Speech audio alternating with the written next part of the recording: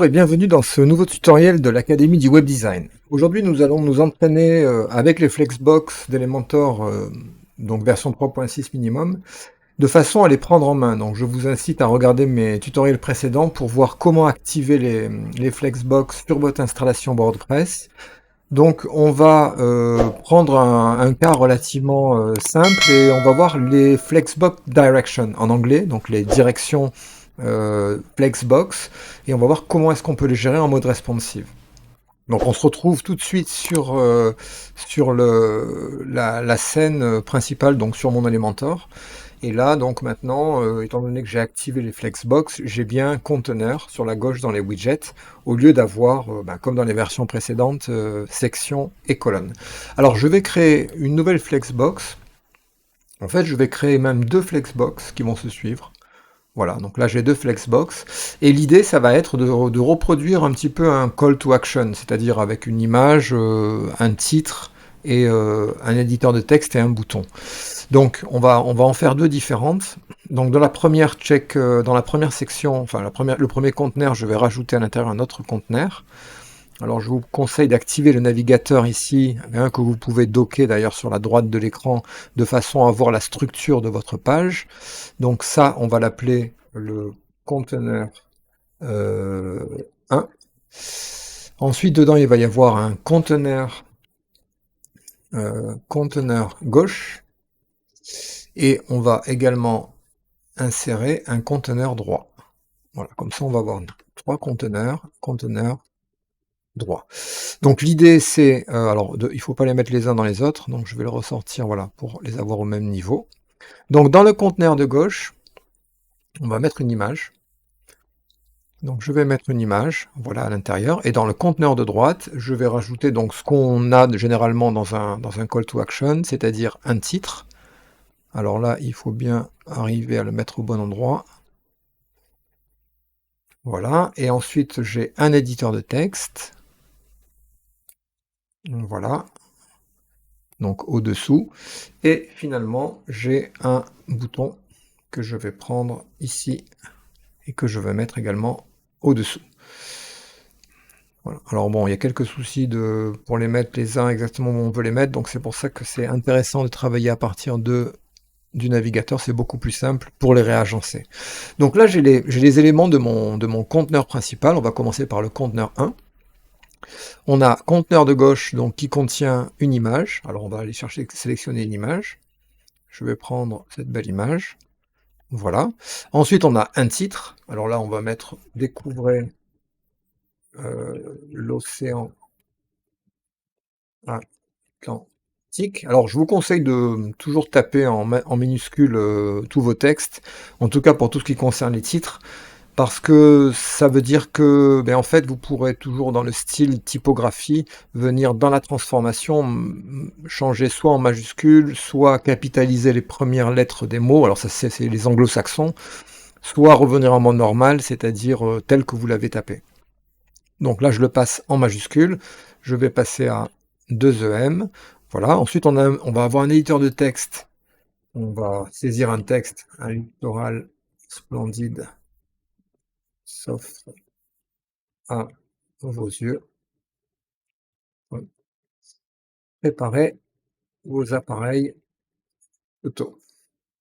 Voilà, donc là j'ai un texte au-dessous et j'ai enfin un bouton où je vais mettre donc accéder à l'article par exemple.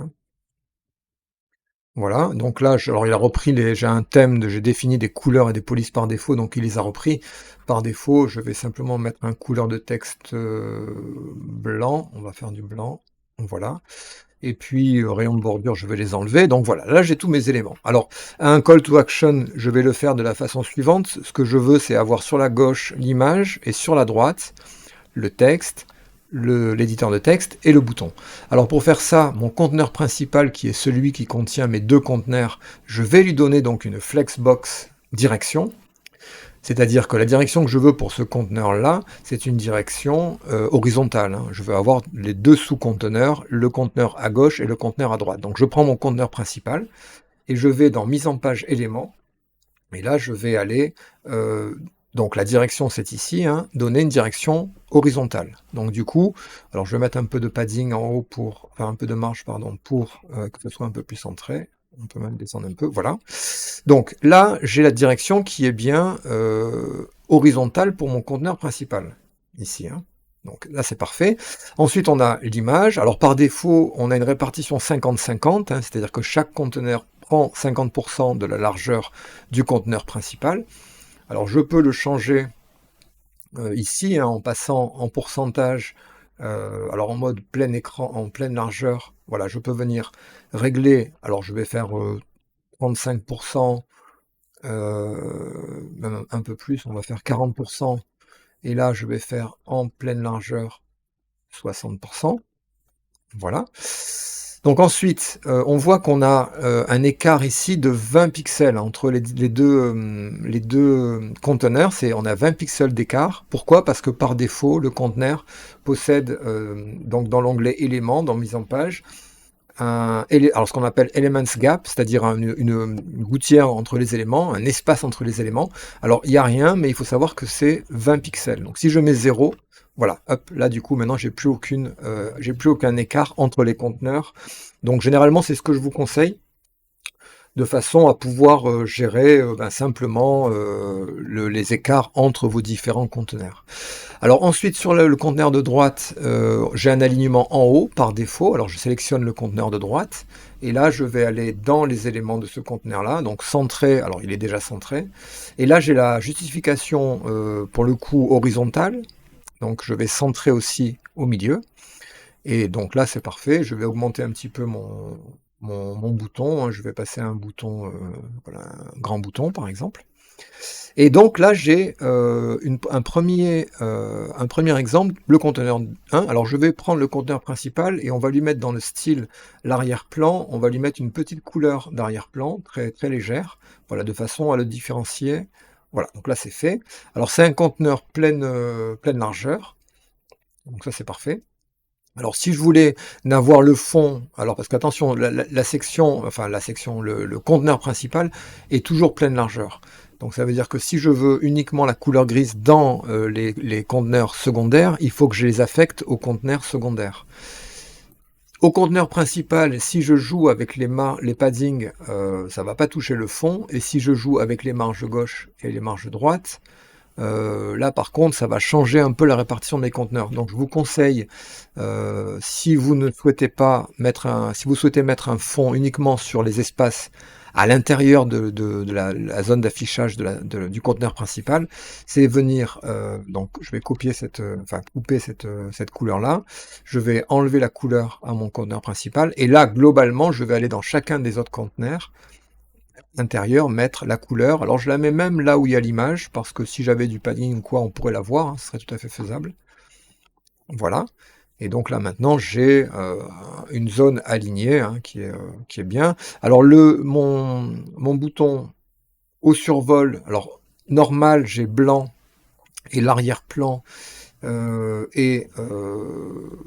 je vais mettre principal, comme ça va faire blanc et noir. Alors, un truc et astuce aussi intéressant et important et qui marche tout le temps, généralement, c'est qu'au survol, ce qu'on va faire, c'est qu'on va inverser les couleurs. Donc en mode normal, mon bouton est arrière-plan noir, texte blanc, et au survol, je vais faire couleur du texte noir, et arrière-plan blanc. Ça marche tout le temps. Voilà, donc là ça fonctionne, c'est pour ça que j'ai mis un petit fond léger, hein, donc ça marche très bien, le fait d'inverser les couleurs, c'est quelque chose qui est simple à faire et qui marche bien. Alors ensuite, je vais dupliquer donc ce conteneur-là, hein, ça va être plus simple en fait, je vais dupliquer le conteneur principal, donc maintenant j'ai deux conteneurs. Alors je vais enlever la marge haute du deuxième pour que ce soit un peu plus, voilà, un peu plus près. Et maintenant la question c'est, alors on va garder les mêmes contenus, hein, je vais appeler simplement celui-ci conteneur 2, voilà. Alors on peut imaginer qu'on aurait des contenus différents, mais pour que ça reste simple, je vais garder les mêmes contenus.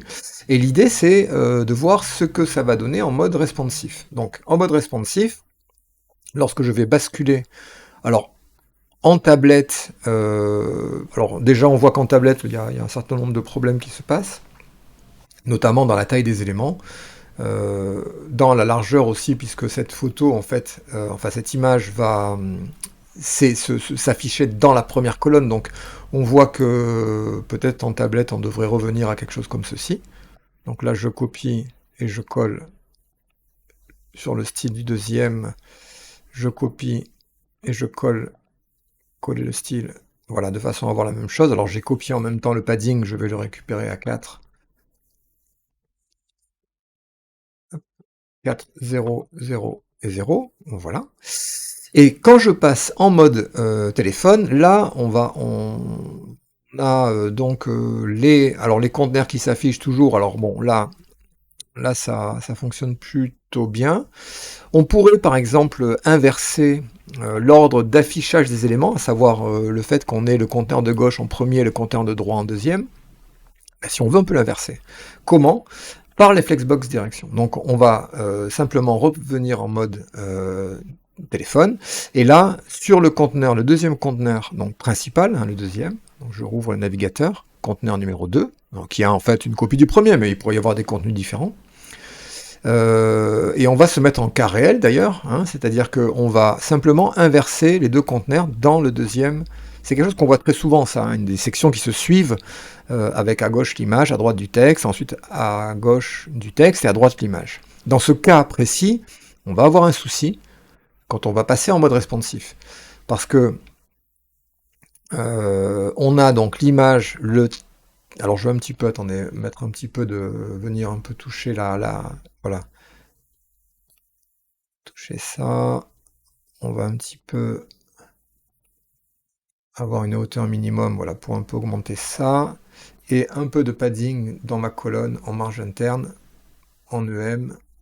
On va faire un petit peu de marge, voilà, pour venir éclater ça. Donc ça c'est bon. Je copie celle-ci, je colle le style ici. Voilà, donc là on a quelque chose qui est mieux. Mais par contre, on a un souci, puisque l'image à gauche, le texte à droite, l'image à droite, le texte à gauche, et bien en fait on se rend compte que quand on passe en mode téléphone, et bien qu'est-ce qui se passe? On a les colonnes qui se stackent, c'est-à-dire qui s'affichent les unes au-dessous des autres, et j'ai donc image texte et ensuite texte image. Donc c'est pas exactement ce que je veux, parce que je voudrais image texte et au-dessous image texte aussi. Alors la Flexbox Direction, la direction Flexbox, va nous être très utile dans ce cas précis, puisqu'en sélectionnant le conteneur principal numéro 2, on va pouvoir aller dans l'onglet éléments, on a la direction qui est ici, et là on va pouvoir inverser la direction. Donc on voit qu'on a une ligne qui est donc un paramètre qui est bien responsif, c'est-à-dire avec 3 jeux de valeurs qui correspondent à mes 3 points de rupture. Hein. Si j'avais 5 points de rupture, eh bien j'aurais 5 jeux de valeurs.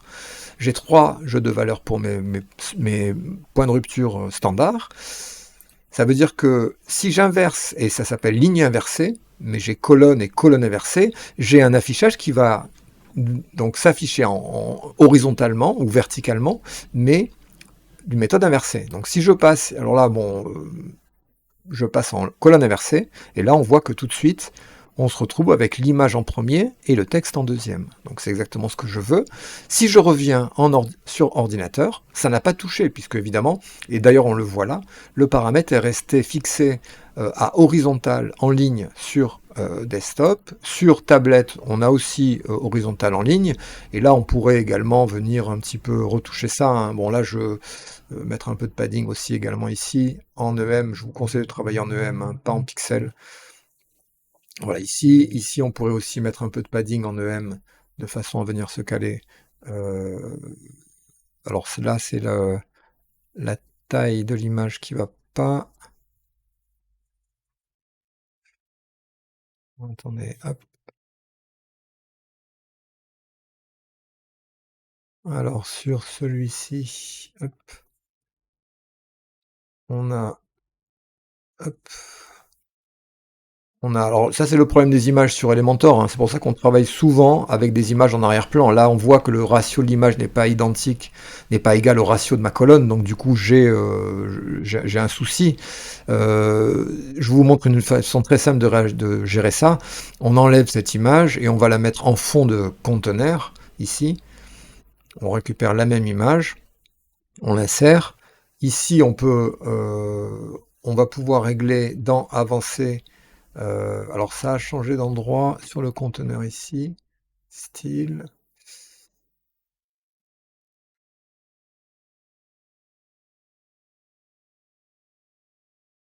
On va hop, alors ça a changé depuis la dernière version.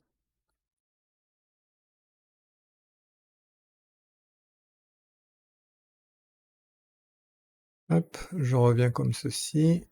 Je regarde parce que là, en fait, je me rends compte qu'il y a des paramètres, voilà, qui sont ici en mode, qu'on a en mode, ordinateur au-dessous de l'image, notamment la position, le fait que ce soit répété et couvrir donc ici ça fonctionne.